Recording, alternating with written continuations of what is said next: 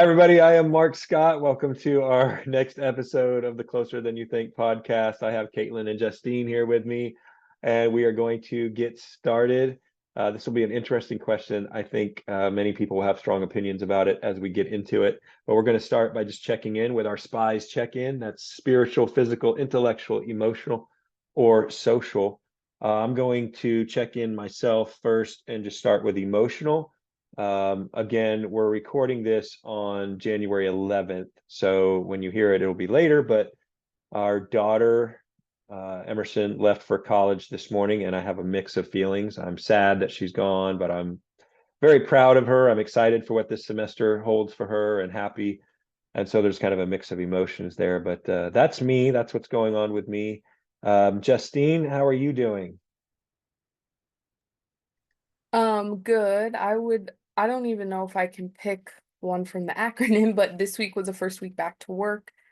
Maybe emotionally is a good one. So it was a lot, but I'm also glad to kind of be back in the routine of everything. Um, but yeah, that was I mean, that was like the bulk of my week was getting used to getting up so early again and being with the kids and all that stuff. But I mean, it was good. Our first day back with staff, we had a staff development day first, and then students came on the next day. And our first day back, everybody was walking around like zombies from getting at that early time. Kaitlyn, how are you doing? I'm well. Yeah, I would say probably emotional too. I don't know, just after all the holidays and everything, it was so like go, go, go, go, go, and now it's the new year, and so it's kind of just like finally relaxing, I guess, a little bit. So it's like good, but it was also just like I'm really tired, so just trying to get back into the swing of things and all of that. But yeah, that's kind of how my week has been. Okay, great. And in full transparency to everybody, we all have been a little goofy here trying to get going just before we started recording. So I think we're all trying to get back into the swing of things with some of this. But here we go. The question today. So the question of the episode, the title of the episode is going to be, is this person right for me? All right, that's the episode title. Is this person right for me? But the question that I want to pose is, what is the most important question to ask someone you are dating? Dating. I don't know why I said it like that. Most important question to ask someone you are dating. And we're going to first approach this from the stance of this person claims to be or professes to be a Christian. So maybe they've made it known that their faith is very important to them. Maybe people have met in a church setting, something like that. So here's my claim. Here's what I'm going to say. And I'm ready for you to shoot holes in it and push back on this because, like I've talked about already with spiritual development things and understanding the Christian faith, I think the most important question to start with is, who is Jesus to you? I think for starting a relationship, a serious relationship, or what potentially could lead to a serious relationship, I think it's the exact same question you start with, which might sound kind of corny and weird to people to say, who is Jesus to you? But that's why we're approaching this from thinking this person is saying, they're already saying that they're a Christian. So if they're already saying that, then go ahead and ask the question, who is Jesus to you?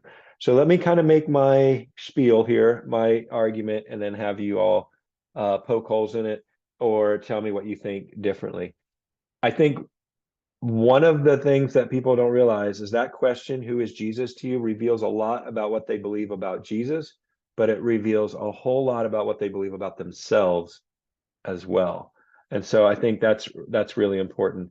And do they view Jesus in a way like, well, Jesus is distant and far away. I don't really interact with that Jesus figure, that character, that God being, whatever, very often. Or Jesus is very close. Is Jesus kind? Or is Jesus judgmental and harsh? Is Jesus ready to like strike you down for messing up? Is Jesus fair? Is Jesus out to punish people? Is Jesus patient? Is Jesus strong? And all of those kind of reveal that person's inclination of what they feel about themselves in terms of self-reliance or dependency or things like that. So that's one thing that I think is really important.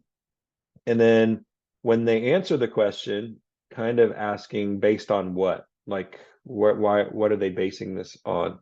It all matters. And again, we're starting with the idea that this is somebody who's saying they already are a follower of Jesus or a Christian or how they're labeling themselves. So it shouldn't be that unnatural to ask that question. Or is it, based off of our previous discussions?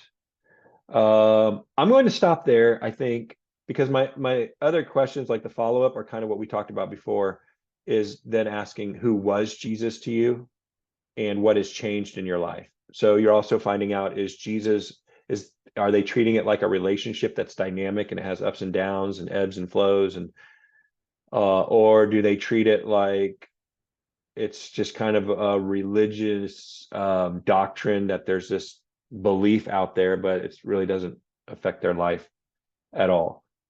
So I know that the impulse is going to be say, Marc, that's really kind of a dumb place to start and an oversimplification, because what about all these other things that affect a relationship in terms of their social life, their upbringing, finances, career goals, aspirations, all of that stuff?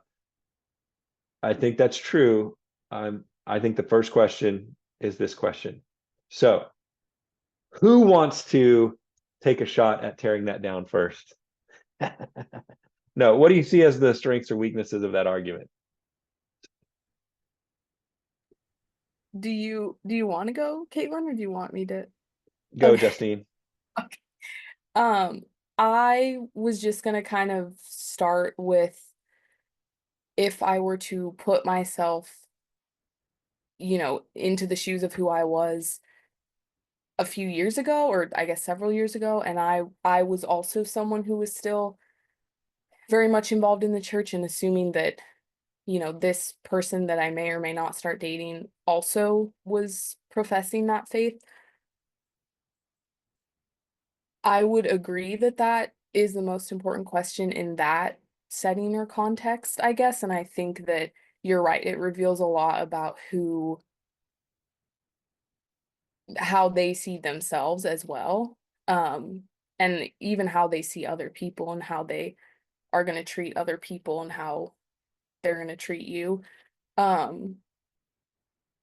feel like I had more to say as you were talking, and now I'm kind of gone blank, but I do agree that that is an important question, especially if you are both still in the faith. Um, because I think that also will kind of reveal, like, I don't want to use this type of language necessarily, but like what type of Christian they are, I guess. Like, is it more they're more about the rules and the, politics of it, or whatever that might look like, or is it more that, yeah, they're seeing it as a relationship and they're seeing it as, um yeah, I don't know. I feel like I'm butchering my words right now, but that's kind of my initial thoughts as you were talking. Kaitlyn, do you have anything that's jumping out to you right now? Yeah, I agree with that. I think, to kind of go off of what she was saying, yeah, I think it can reveal to a certain degree, like maybe someone's character, based on like what they say when, you ask them that question.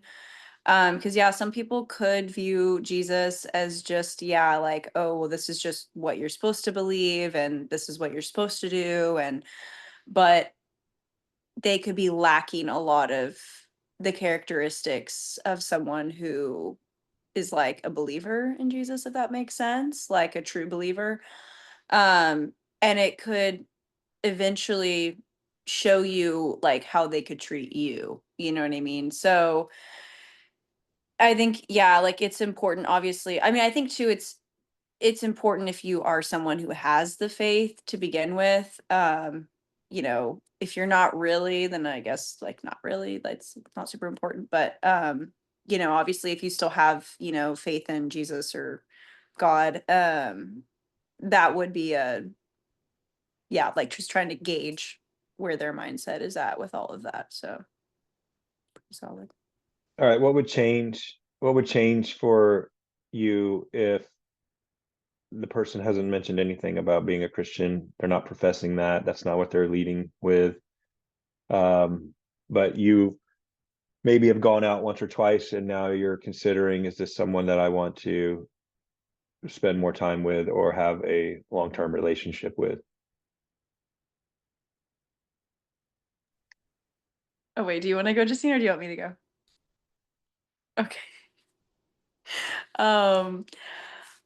I personally like I'm not someone who that's not necessarily like that has to be something that I look for in a person, like whether they believe in God or not. I think I care more about the way in which they treat people and just how they live their life. Um, so their morals, their moral compass, just their character, you know. So I think that wouldn't necessarily scare me away personally. But it would just they would have to meet my standards and where I fall in the way of like my morality, and all of that. So that, you know, and that could be hard to find, I guess, either way. If you look at it, like if someone's more secular or if someone is religious, like they could still not be meeting you, like where you're where you're needing them to meet, I guess. So yeah, it's kind of my thoughts there. Justine, any strong thoughts on other questions you would start with? I mean, I definitely agree with what Kaitlyn was saying. It is very important to me how they treat other people, how they take care of themselves. I would also say probably family, like whatever that looks like for them, whether that's, you know, blood related family or friends or just different ways that they've created family or community in their life. Like I want to know about that too and what that looks like for them, because I think that can say a lot about a person and, you know, how they might be in a relationship, right? And I think the only other thing, and this is like a very personal thing that I don't know if, you know, other people necessarily feel super strong about this, but I would say for me, it's also really important that they're open-minded, and that just on the side of like mental health and different things like that, that they do have compassion and understanding for that, and that that's not something that they are going to kind of sweep under the rug and different things like that. So yeah. All right, all right. Lots of things you've brought up there, but let me go on with what I had said earlier. The next question was, who was Jesus to you? Um, Changes in their understanding of God and how they relate to him will give you a look into their spiritual journey and mindset. As they have experienced life, how has their impression of God changed over time? I think that would be really important. That could be really important even for a person who doesn't claim any faith. See if they ever had one and walked away from it, in any way, because are they deconstructing in a certain way that's like healthy and trying to explore beliefs and understand things differently, or are they just mad and angry because they interacted with God in a transactional way, didn't get what they wanted, and now they're like, feeling a certain thing? Could be that, could be lots of different things. Why or why not the change? These are the same questions we talked about before. But the reason I think those are important is because what you can find out is not so much about them and their life experiences, which is important, but also you can discover which attributes of God are consistent for them. So it's interesting, some of the things you've brought up, both of you have brought up about the way they treat others, their compassion, things like that. So when you ask who is Jesus to you, and I will just go ahead and argue right now, you could ask this of anybody, and this person could be of another religion, this person could be an atheist. And they could say, you know, Jesus really doesn't matter to me. Jesus is irrelevant to me. And then you can go into those questions of, well, what is it that guides you in how you live your life and make your decisions, how you decide to treat other people? And because I will contend that there are a lot of people who don't name the name of Jesus or believe in Jesus as he is presented a lot of times, but they certainly believe in a lot of the spirit of Jesus in terms of, well, I think people should be treated with compassion, with kindness, with grace. I think it's important to be patient, to be faithful, things like that, which are all the fruits of the spirit, which are all the teachings of Jesus anyway. So that's what I was going to say there as far as that goes. One other thing I wanted to mention is I used to do a lot of premarital counseling, and we went through all the different subjects or categories. And so we could be talking about family of origin, which is a big one, all the different roles and responsibilities that you think exist in a family. And a lot of that is shaped by your own family of origin and how people interacted with each other. Finances, money, budgeting, all of those things, intimacy, sexuality, physical relationship. That was another part of it. In-laws, relatives, holidays, all of those kinds of things we covered. Communication was a big one.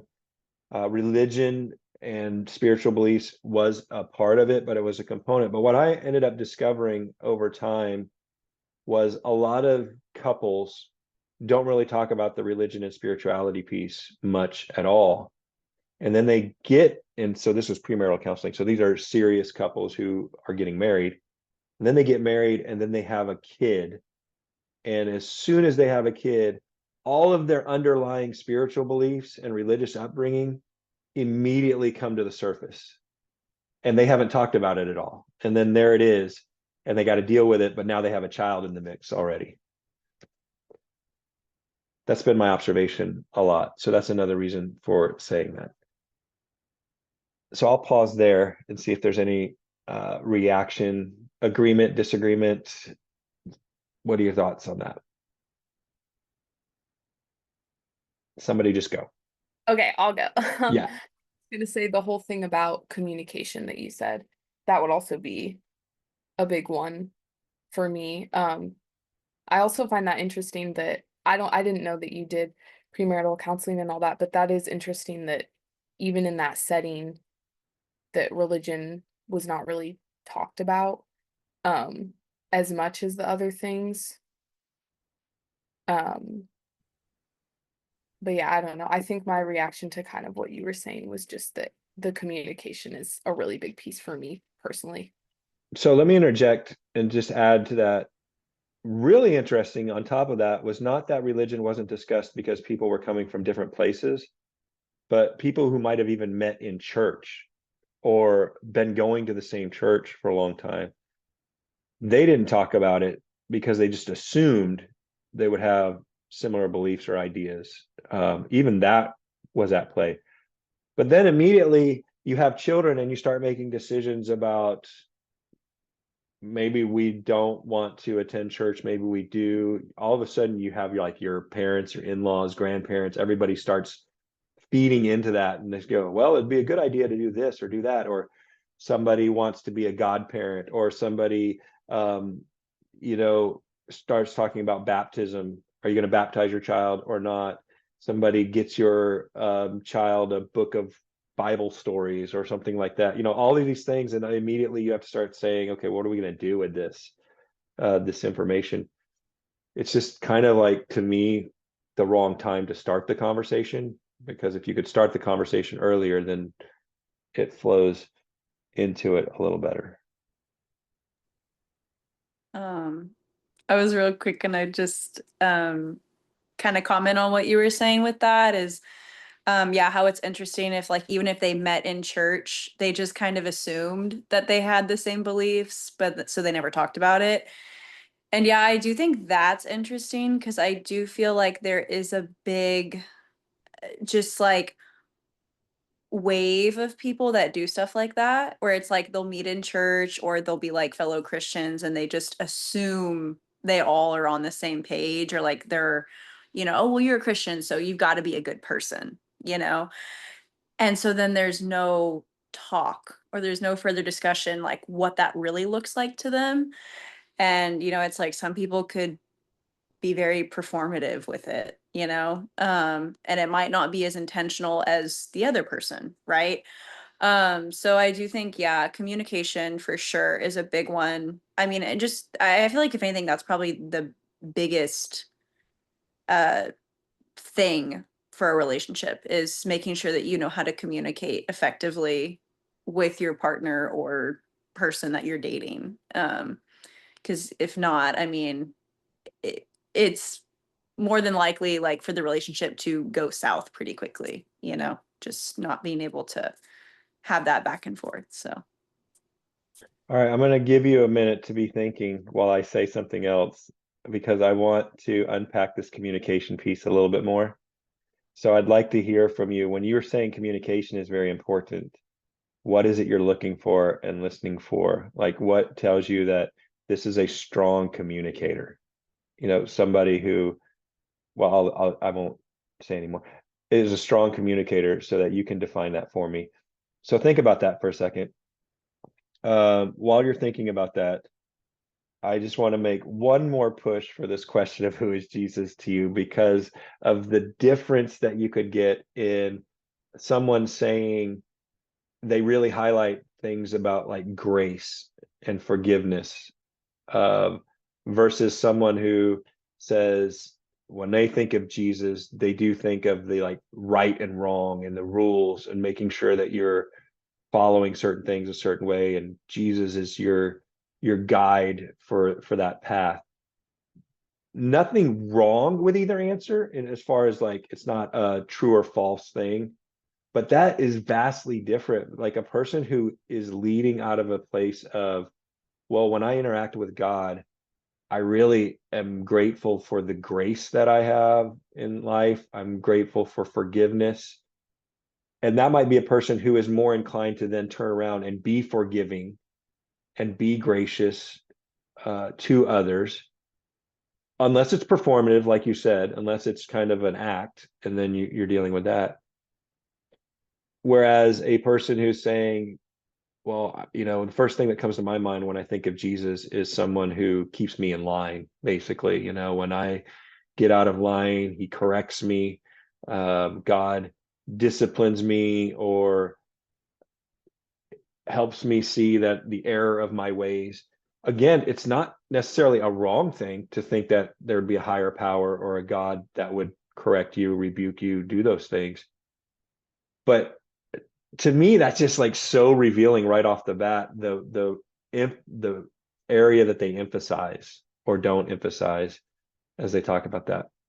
Okay, hopefully I've given you enough time to unpack your communication thing and you weren't listening to me. All right, Kaitlyn, what do you got? okay. So for me, I think, you're kind of asking me to, explain more like what makes someone a good communicator. I would say first and foremost, like listening to understand, not listening to respond. Um, because I think that's where a lot of people go wrong in communicating. Hold on. Sorry. Wait, I'm what? gonna I'm gonna be unmuted. I want you to say that again, so that Oh, so that okay, I can make sorry. the sound effect that I made while you said it, but I want to do it again. So say what you said, Okay. listening. So I think with communication, the biggest thing with that is to listen to understand, not listen to respond. Ooh, that's so good. That's so good. Okay, go ahead. Keep going. Um, I mean, I just think that's where a lot of people go wrong, is a lot of people, I feel like when you come to them with, it could be an issue, it could be whatever. It doesn't even have to be an issue. It could just be like, hey, I want to talk with you about something I'm feeling or whatever it is. And So let's say it's something maybe negative, right? Like it's maybe an issue they're having with the person, okay? When I say like a lot of people get it wrong because a lot of people will listen to respond, is that usually comes from a place of defensiveness. So people get defensive a lot of the times, like right away, instead of just trying to put themselves in that person's shoes, trying to understand how that person is feeling, right? And understanding how their action, whether it was, intentional or not, it still affected the person, and taking ownership for that, and, validating how they feel and going from there. Or, on the other hand, with that, it could be something like someone's talking about something they're dealing with personally, right? And sometimes people will be really quick to give like a solution, right? I'm sometimes guilty of that myself. um, because I'm just someone who always wants to help people. But I also have, that's something I've learned about myself, is I have to not always do that, like it's not always like some people are talking to you because they want a solution. They just want to feel heard, and they just want to tell somebody. And that's kind of that. And you're just kind of there for that person, and you're just validating how they feel, and kind of just making it known that like you're there for them, you know? So finding that support, right? So yeah. Yeah, that's good. That's good. Justine, any thoughts?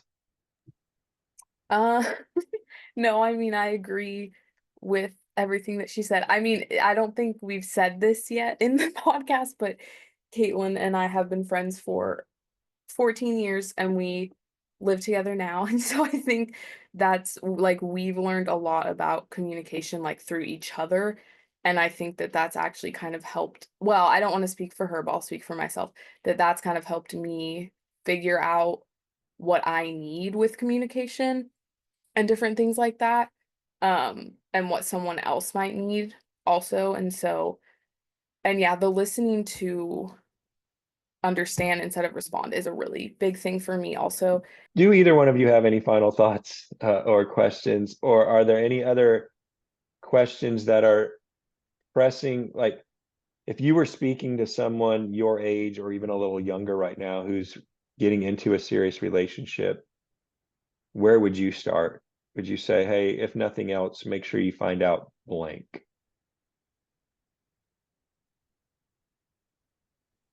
Um, I would say,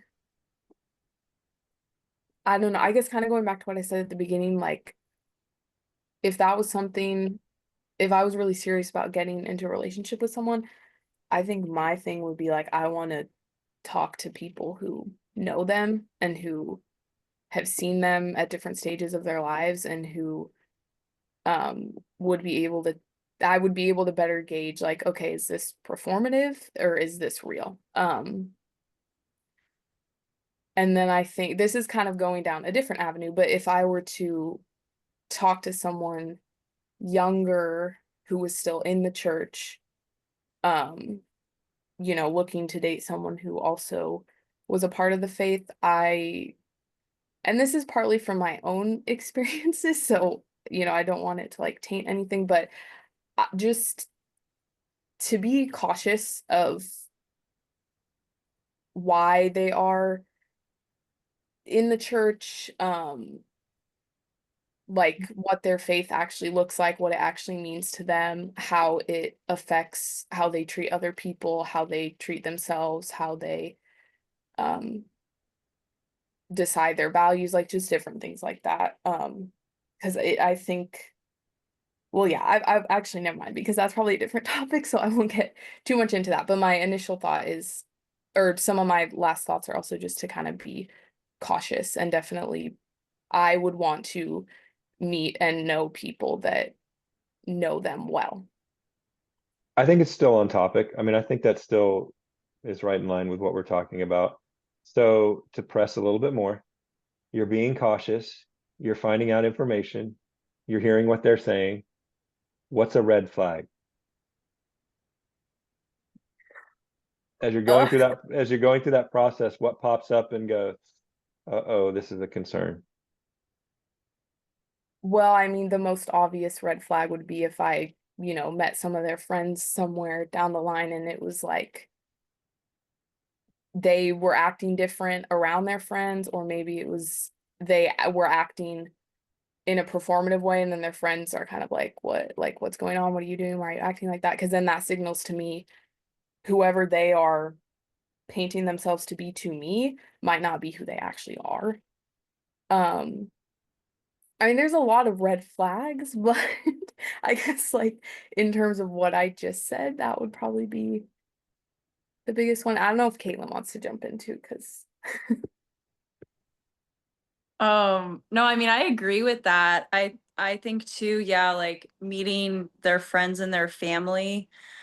But I think my biggest question I would press and ask is kind of more of like, what are their morals? What are their values? And seeing if that matches up with also who they're friends with and like their actions, because a lot of people can do a lot of this. I've Hmm. met a lot of people like this. And then I see their actions and it's just completely hypocritical. So I think not trusting people's words, trusting their actions above all else. Um, because yeah, I think that's an easy way to weed out if someone's being performative or not, or if that's genuinely how they are. Um, and then to go off of, I guess you were asking like a red flag. Um, Justine had said, yeah, like if they're acting different. I would also maybe go in a little bit of a different direction. I would even go as far as to say, like, if they were ever not wanting you to meet their friends or not wanting you to be around their family, that could also signal a red flag because it's kind of like, why don't you want me to be around them? Why Hmm. don't you want me to get to know them? So yeah, but I also agree with overall what Justine was saying. I mean, I think that's a pretty easy way, I guess, hopefully easy way to gauge someone's true character and kind of where they stand with their morality, their beliefs, all of that. Because I do believe that you are who you surround yourself with.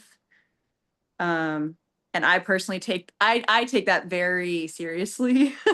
I know not everyone does, but I definitely do. And so, yeah. I think that's a tricky one.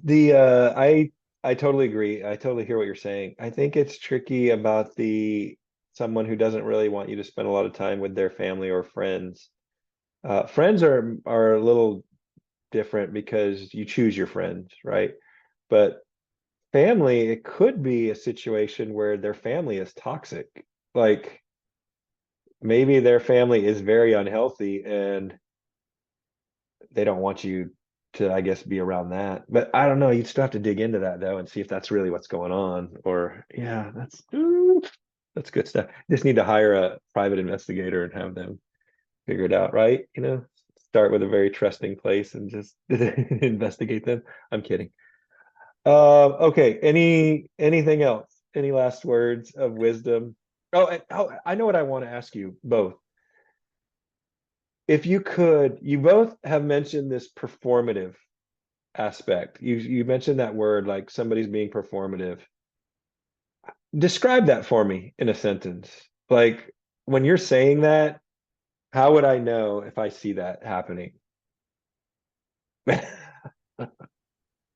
if I might let Kaitlyn take that one. Or Yo. I don't know.